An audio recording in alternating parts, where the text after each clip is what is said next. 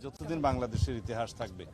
আজকে শহীদের আত্মত্যাগ, রক্তদান, এই জাতির আকাঙ্ক্ষা, জনপ্রত্যাশা সবকিছু পূরণের শুরু হলো কেবল।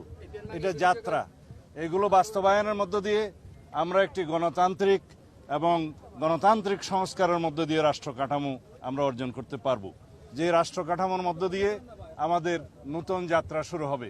শক্তিশালী গণতান্ত্রিক প্রতিষ্ঠান নির্মিত হবে, সাংবিধানিক প্রতিষ্ঠানগুলো নির্মিত হবে, রাষ্ট্রের সকল ক্ষেত্রে ভারসাম্য প্রতিষ্ঠা হবে, রাষ্ট্রের সকল অঙ্গ, কোনো অঙ্গ আরেকটি অঙ্গের উপরে কর্তৃত্ব প্রদর্শন করতে পারবে না।